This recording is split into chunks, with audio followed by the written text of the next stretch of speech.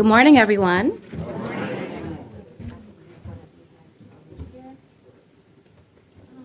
Good morning.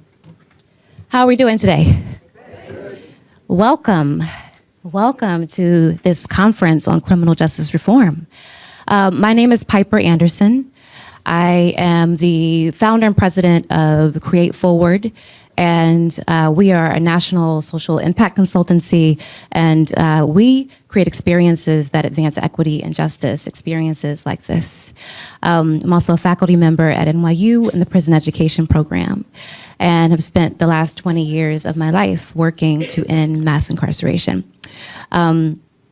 So today I am going to be your facilitator, your conference weaver.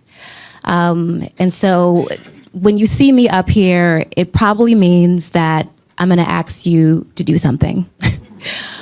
I'm probably going to ask you to think or talk or tell a story or take action. So just know if those are not things that you were hoping to do, that's probably when it's going to happen when I show up. So, okay, so to get us started today, a couple of things that I want to do. First, a few announcements. The first is social media. Who's on social media? Who's on the Twitter? Okay, good. All right. If you're on the Twitter, if you're on the Instagram, if you're on the Facebook, but I'm hearing nowadays that the kids are not into that anymore. But if you are, then you can use the hashtag CriminalJusticeNY to tweet or share your pictures. You'll use the little pound sign, the little hashtag sign. I'm showing my age. And you put that in, and your beautiful post will show up here right on the screen. And we will be in conversation on multiple levels together. So that's social media, Criminal Justice NY. So throughout the day, in the morning, we'll have several panel discussions that'll happen. If you want to know more about the speakers, their bios will be you can find those bios online. They won't be in the program, but you'll find them online. And then the last thing is, that's it for the announcements. Let's talk about who is in the room. Let's get a sense of who is in the room. So the first thing I'll ask is, if you are someone who is working actively day in and day out on the issue of criminal justice reform, like this is work that you have been committed to, that you spent time working on, whether it's in your own personal life, in your synagogue, in your community, or it's your day-to-day work and job, raise your hand. Okay, let's take a look around and see who's in the room, right? Okay, so you can put your hands down. If this is an issue that is new to you, you came here today because you want to learn, because you want to understand it better, and you want to understand what you can do about it, raise your hand. Look at that. Look at that. Look at that. Okay, excellent. What's great about that is so often in this work, we find ourselves speaking to the choir. We find ourselves talking to people who are already at the table, who already understand these issues. And it's so important for us to be in the room, bringing more people into the tent, bringing more people under this umbrella and into this movement to create change, because it really does take all of us. Cornell University came out with a study recently that found that 50% of Americans across race have a family member or someone close to them who has been incarcerated. 50% across race, right?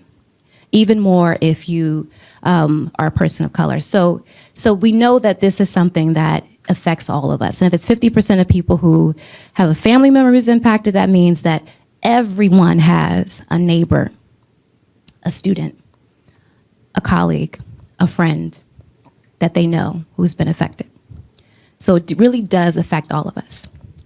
So I'm a storyteller.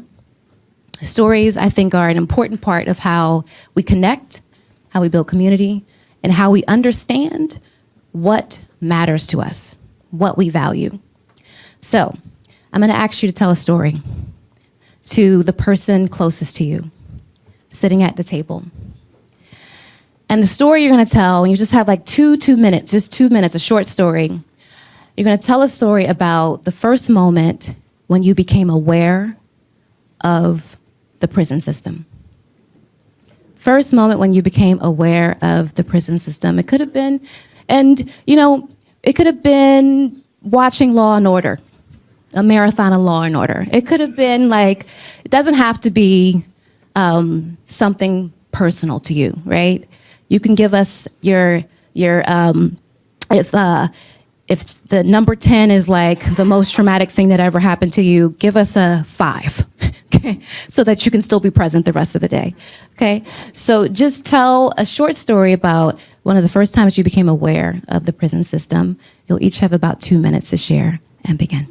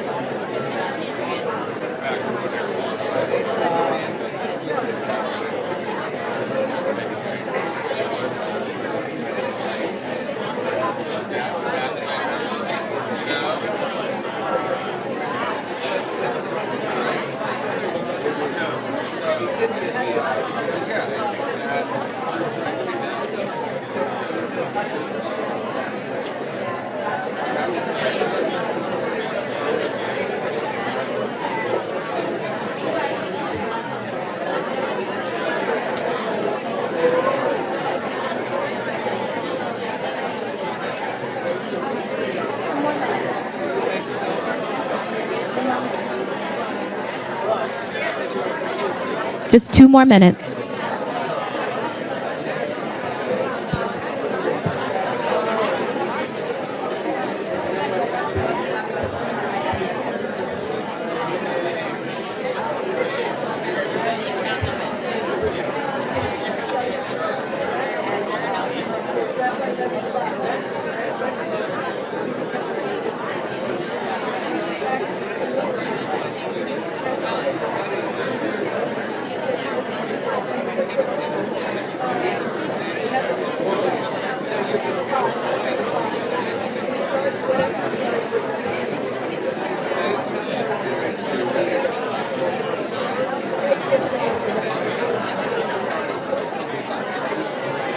One more minute.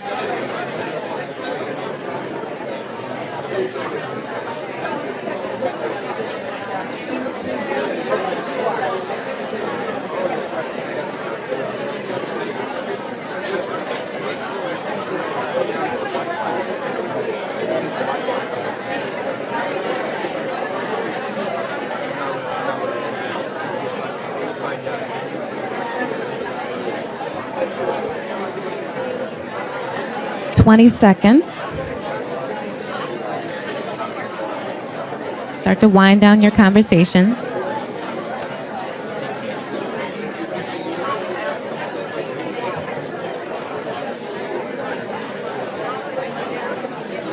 Begin to wrap up your conversations now.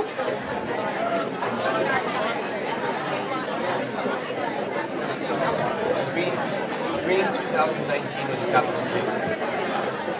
Just Green 2019 capital G. With a wide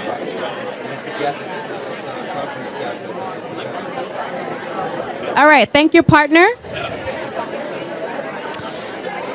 And I need your attention.